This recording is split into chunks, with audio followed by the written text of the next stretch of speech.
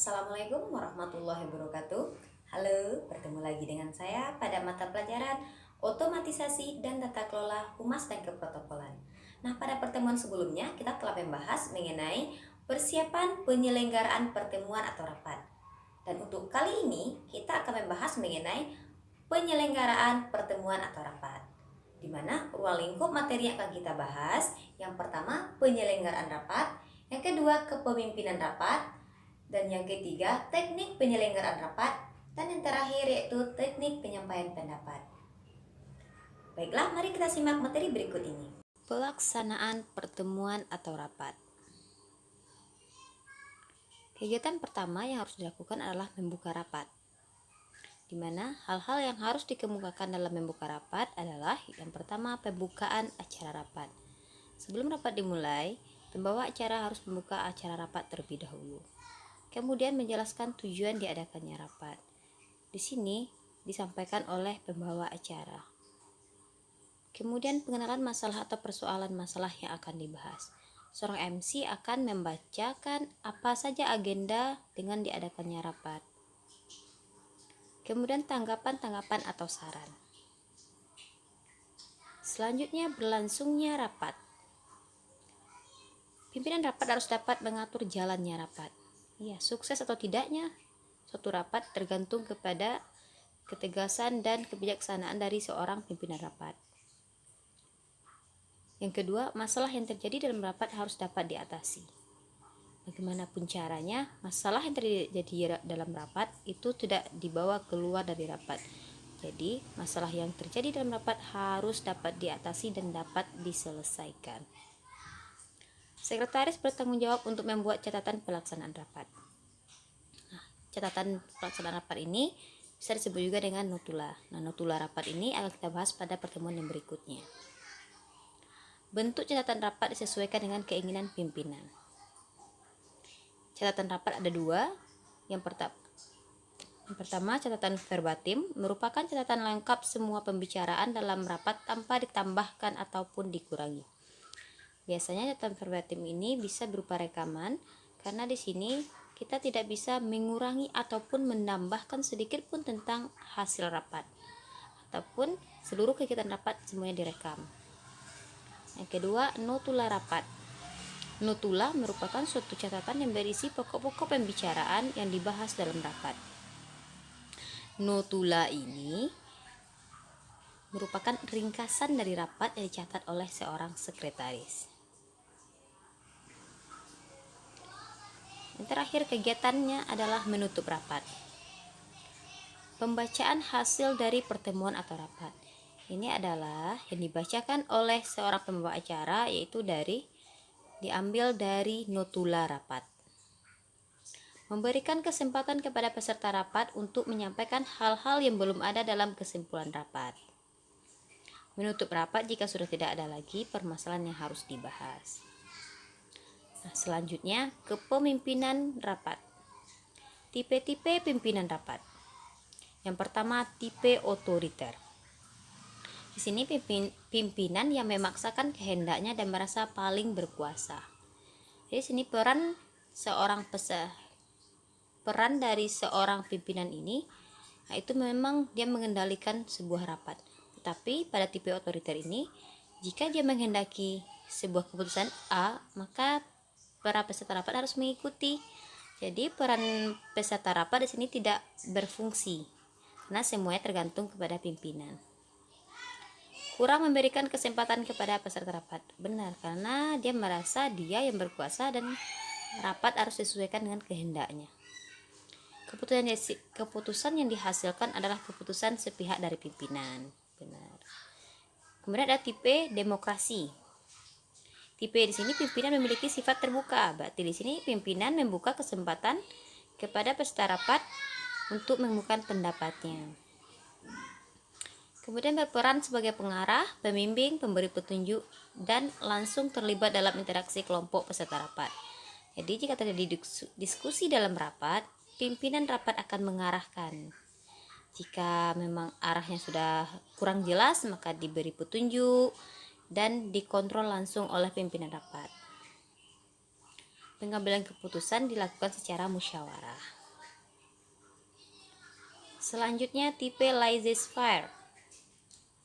Nah, tipe ini kepemimpinan yang memberikan kebebasan kepada peserta rapat untuk mengendalikan berlangsungnya rapat. Dia benar-benar diberikan kesempatan penuh kepada peserta rapat. Namun di sini pimpinan rapat fungsinya tidak jelas karena semuanya diserahkan kepada peserta rapat. Pimpinan rapat cenderung memiliki sifat yang pasif dan masa bodoh. Di sini memang setelah diserahkan kepada peserta rapat, pimpinan rapatnya tidak ingin tahu. Ya udah, terserah aja, apa aja yang diambil keputusan oleh peserta rapat secara bersama, berarti pimpinan mengikuti. Tidak memiliki inisiatif dan cenderung bersikap sebagai penonton. Ya, jadi dia hanya menerima hasil bersih dari musyawarah peserta rapat. Tidak terlibat secara langsung dalam kegiatan rapat. Seolah-olah tidak memiliki pimpinan rapat sehingga hasil rapat tidak sesuai dengan pembahasan dan tujuan rapat yang diharapkan sebelumnya. Ya, kenapa tidak sesuai? Karena tidak adanya pimpinan yang mengarahkan. Agendanya yang ditujukan A, tetapi pimpinan rapat tidak aktif di dalam rapat, maka hasilnya akan diambil sesuai dengan keputusan bersama dan yang disepakati oleh peserta rapat. Sedangkan pimpinan hanya menerima apa yang dihasilkan dari peserta rapat. Fungsi pimpinan rapat. Yang pertama sebagai pengarah, yaitu mampu mengarahkan peserta rapat agar tujuan rapat dapat tercapai.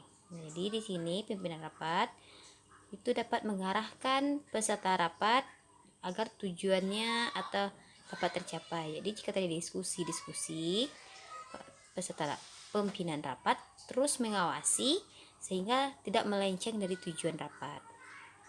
Sebagai penengah, mampu menjadi penengah apabila terjadi perdebatan peserta rapat. Wajar saja terjadi perdebatan dalam sebuah rapat karena semakin banyak peserta rapat maka semakin banyak pula pendapat yang dikeluarkan. Nah, di sini terletak fungsi seorang pimpinan rapat. Sebagai penggerak, mampu menggerakkan peserta rapat agar mampu berperan aktif dalam rapat. Nah, jika peserta rapat banyak yang pasif, pimpinan rapat akan mengajukan beberapa pertanyaan-pertanyaan sehingga tujuan pertanyaan tersebut untuk memancing peserta rapat untuk aktif dalam rapat. Selanjutnya sebagai pencari solusi. Harus bertindak untuk mencari solusi apabila rapat mengalami suatu kebuntuan. Nah, ketika tidak ada lagi yang ingin disampaikan oleh peserta rapat padahal tujuan rapat belum tercapai, maka di sini seorang pimpinan harus mampu mencari solusi.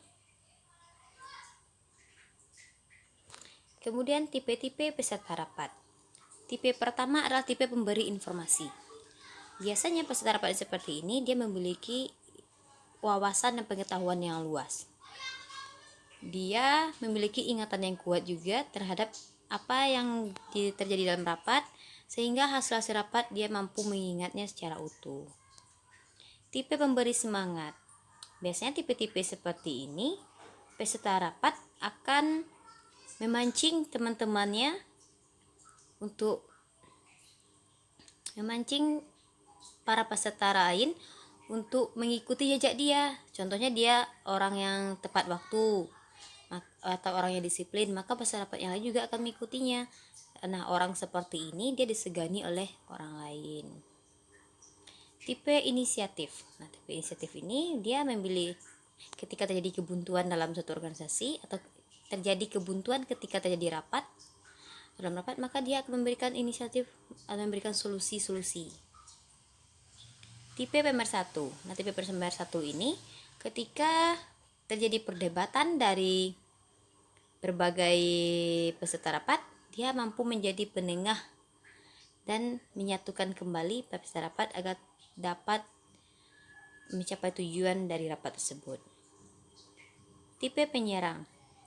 Biasanya tipe penyerang ini dia akan apapun disampaikan oleh peserta lain dia merasa tidak setuju, dan ketika rata-rata seperti ini dia selalu membantah dan menyalahkan pendapat dari peserta rapat lain.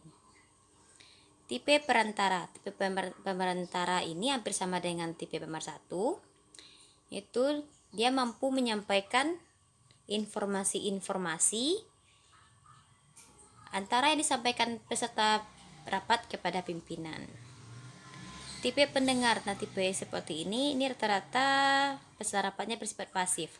Mereka hanya mendengarkan saja pada saat rapat, tidak mampu memberikan atau mengeluarkan pendapat. Selanjutnya, fungsi peserta rapat. Dalam rapat, peserta rapat ini memiliki fungsi sebagai penyumbang pendapat. Ya, benar.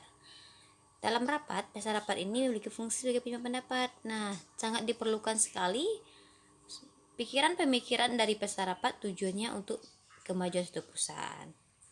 Sebagai penyumbang data, jadi informasi yang diberikan tadi dalam rapat itu berupa fakta, ada bukti yang akurat.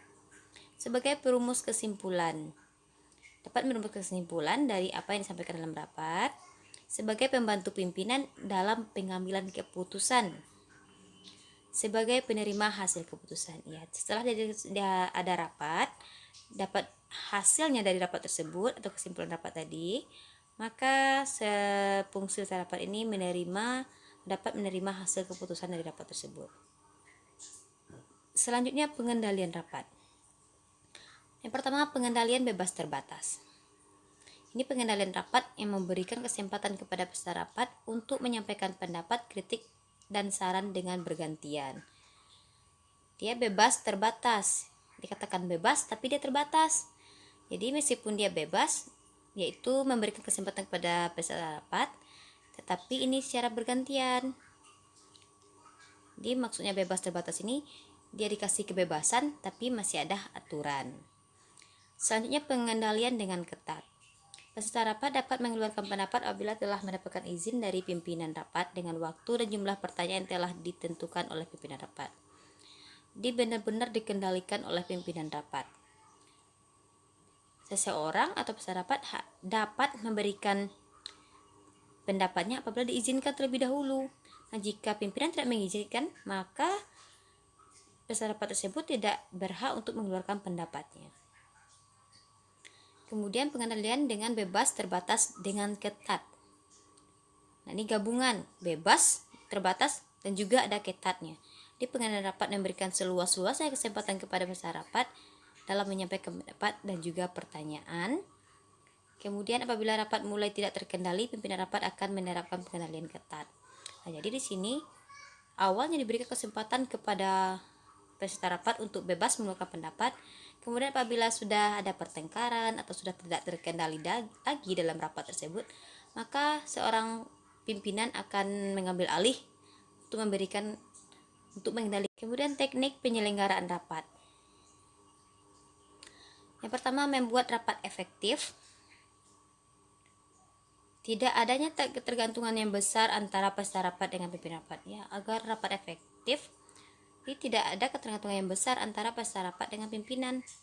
Nah, jika ada ketergantungan, maka peserta rapat itu hanya akan menerima apa yang diberikan atau apa yang diambil keputusan oleh pimpinan. Tidak adanya perbedaan yang berlebihan antara peserta rapat dengan pimpinan rapat. Pimpinan rapat harus sadar akan pentingnya partisipasi peserta rapat. Nah, jika pimpinan rapatnya sudah menerapkan otoriter, maka ini rapat seperti tidak akan efektif karena fungsi peserta rapat itu hanya mendengarkan dari apa yang disampaikan pimpinan rapat tadi. Kemudian teknik mengelola rapat itu menggunakan 5W1H. Yang pertama, why. Mengapa rapat dilaksanakan? Nah, sebelum rapat dilaksanakan, kita harus tahu dulu alasan kenapa rapat tersebut dilaksanakan. Apa alasannya? Yang kedua, what. Apa agenda atau materi yang akan dibahas? Nah, setelah kita tahu mengapa dilaksanakan tadi, berarti ada sebuah masalah. Kemudian apa agenda yang akan kita bahas? Berarti ada masalah yang akan dibahas. Siapa saja yang dapat menjadi peserta rapat? Nah, dengan agenda tadi kita tahu nih tujuannya siapa yang akan kita undang. Where? Di mana rapat akan dilaksanakan? Jelas, setelah tahu apa alasannya, kemudian apalagi agendanya dan siapa yang akan diundang, kemudian tempatnya di mana? Di mana kita akan melaksanakan rapat? when, kapan rapat akan dilaksanakan, dan how, bagaimana rapat akan dilaksanakan. Nah, di bagaimana inilah urutan-urutan akan disusun, bagaimana teknis penyelenggaraan rapat tersebut. Teknik penyelenggaraan rapat juga pengelolaan konsumsi dan akomodasi. Nah, konsumsi diberikan setiap rapat. Ya, setiap rapat harus ada konsumsi. Nah, pemberian konsumsi ini tergantung pada situasi dan kondisi keuangan. Jelas, jika keuangan kita tidak memadai, maksudnya itu tidak sesuaikanlah budget dengan yang akan kita keluarkan. Pemberian konsumsi tergantung pada lamanya waktu pelaksanaan rapat. Ya, benar. Jika rapat dilaksanakan kurang dari 3 jam, maka cukup dengan air mineral saja. Nah, jika rapat dilaksanakan selama 1 hari, maka perlu penyajian makan siang dan 2 kali coffee break. Nah, jika rapat dilaksanakan dari pagi sampai jam 10, itu hanya butuh snack. Tapi dari jam 10 sampai jam 12 itu butuh makan siang. Kemudian dari siang sampai jam 3 sore itu butuh snack lagi. Maka ada 2 kali coffee break kalau dalam sehari. Selanjutnya, pengelolaan tempat rapat. Nah, seorang protokoler itu memiliki tugas untuk menyiapkan dan mengatur tempat rapat. Kemudian juga menyiapkan peralatan dan perlengkapan yang dibutuhkan untuk rapat, dan memiliki tugas untuk mengurus reservasi tempat. Nah, reservasi tempat ini jika dilakukan di luar ruangan, bukan di luar ruangan sih, lebih tepatnya di luar gedung atau di luar kantor kita. Teknik mengajukan pendapat. Yang pertama, pertanyaan langsung. Yang seperti ini, pertanyaan ini ditujukan secara langsung oleh pimpinan kepada peserta rapat. Karena pimpinan rapat menganggap peserta rapat tersebut dapat menjawab pertanyaan tersebut dengan tepat. Kemudian pertanyaan tidak langsung. Ini pertanyaan ditujukan kepada seluruh peserta rapat. Nanti bagi peserta rapat yang mampu menjawab pertanyaan, maka dia akan langsung diberi kesempatan untuk menjawabnya. Pertanyaan mengembalikan.